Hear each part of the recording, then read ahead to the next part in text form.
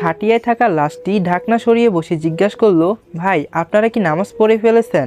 আমার এক বন্ধু বলল, গতকালই আমার পাশের গলির একজন মারা গেছেন। নাম আবু নাসের, বেশ বয়স্ক মানুষ ছিলেন। আল্লাহ ওনাকে জান্নাত নসিব করুক। তো জানাজা আর দাফন শেষে খাটিয়াটার মৃতদেহ বহন খাট যখন ফেরত আনা হলো তখন বেশ রাত।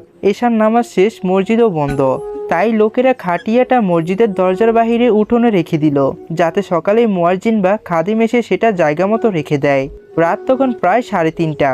এক লোক মসজিদে আসলো, দেখলো উঠান খোলা, কিন্তু মসজিদের মেন দরজা তালাবদ্ধ। সে কিছুক্ষণ অপেক্ষা করলো, কিন্তু কেউ খুললো না। ওইদিকে হাড় কাঁপানো শীত। হঠাৎই তার নজর পড়লো ওই খাটিয়ার দিকে। ওটার উপরে আবার একটা চাদর বিছানো ছিল। ব্যাস, সে আর দেরি না করে খাটিয়ার ঢাকনা সরালো। ভেতরেই মোটা কাপড় পাতা ছিল। আরামসে ওটার ভিতরে ঢুকে শুয়ে পড়ল। আর সাথে সাথেই গভীর ঘুম। আধা ঘন্টা পরে মসজিদের খাদেম এলেন দরজা খুলতেই। তিনি খাটিয়াটা দেখে ভাবলেন, হয়তো ফজরের পরে জানাজা হবে, তাই লাশ সহ কেউ রেখে গেছে। মুসল্লিরা আসতে শুরু করলো। কেউ অজু করতে গেলে, কেউ সালাম বিনিময় করলো। খাদেম আর কয়েকজন মিলে খাটিয়াটা ধরাধরি করে একেবারে মেহরবের পাশে নিয়ে রেখে দিল। সবাই ভাবছে ভেতরে লাশ আছে, তাই কেউ আর ওইটা নিয়ে ঘাটাঘাটি করেনি। তাছাড়া ভোরবেলায় সবার চোখে তখনও ঘুমের রেশ। ফজরের আজান হয়ে গেল। মসজিদের প্রায় 50 জনের মতো লোক। আমরা কাতার সোজা করে নামাজে দাঁড়ালাম। আমি ছিলাম একদম প্রথম কাতারে। দ্বিতীয় রাকাতেই সব ঠিক ছিল, হঠাৎই দেখলাম খাটিয়াটা নড়ছে। ভাবলাম এটা কি, চোখের ভুল নাকি? চোখ কষলে আবারও তাকালাম, না, স্বপ্ন নয়। ইমাম সাহেবের ঠিক সামনে রাখা খাটিয়াটা সবার চোখের সামনে সত্যি নড়ছে।